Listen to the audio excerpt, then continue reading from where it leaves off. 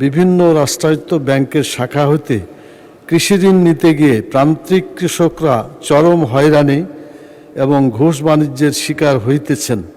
এই বিষয়ে কোনো ব্যবস্থা গ্রহণ করিবেন কি না? কৃষক হয়রানি অথবা ঘুষ বাণিজ্যের মাধ্যমে ঋণ বিতরণ সংক্রান্ত লিখিত কোনো অভিযোগ পাওয়া গেলে তদন্ত সাপেক্ষে আইনানুগ ব্যবস্থা গ্রহণ করা হবে। ধরনের জোড়াতালি জবাব দেওয়া আমার মনে হয় জাতীয় সংসদকে অবমূল্যায়ন করা হচ্ছে। অর্থমন্ত্রী মহোদয় অনুগ্রহ করে বলিবেন কি রাজশাহী তানোর ও গোদাগাড়ী উপজেলার বিভিন্ন রাষ্ট্রায়ত্ত ব্যাংকের শাখা হতে কৃষি ঋণ নিতে গিয়ে প্রান্তিক কৃষকরা চরম হয়রানি এবং ঘুষ বাণিজ্যের শিকার হইতেছেন। এই বিষয়ে কোনো ব্যবস্থা গ্রহণ করিবেন কি না? ধন্যবাদ মাননীয় স্পিকার। মাননীয় মন্ত্রী। মাননীয় স্পিকার, আপনাকে ধন্যবাদ।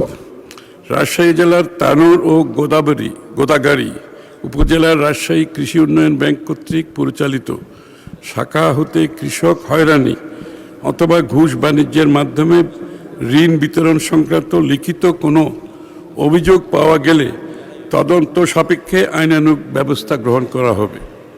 আপনাকে ধন্যবাদ মাননীয় স্পিকার। মাননীয় সদস্য মুজিবুর রহমান সাহেব একটি প্রশ্ন করতে পারেন। ধন্যবাদ মাননীয় স্পিকার। মাননীয় অর্থমন্ত্রী মহোদয় যে উত্তর দিয়েছেন এই উত্তরটা সন্তোষজনক মোটেও নয়। এই সংসদের রীতি হচ্ছে প্রশ্ন জমা দেওয়ার পরে 15 দিন পরে এই প্রশ্নের জবাব মাননীয় মন্ত্রী মহোদয়গণ দেন। এই কারণেই দেন এই জিনিস দেখতে হবে যে আসলে জিনিসটা আছে কি না। খতিয়ে দেখার পরে আইদার বলা হবে যে এটা আছে অথবা নাই। থাকলে কি পরিমাণ কোথায় আছে, না থাকলে ফ্ল্যাটলি ডিনাই করা দরকার।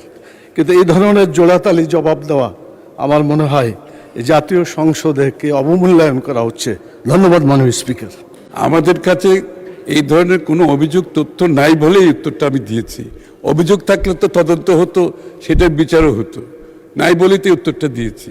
আর যদি কেউ মনে করে এরকম কিছু হয়েছে তাহলে অভিযোগ করতে বলেন, নিশ্চয়ই আমরা তদন্ত করব এবং তার শাস্তি হবে, সেটা তো অসুবিধা নাই।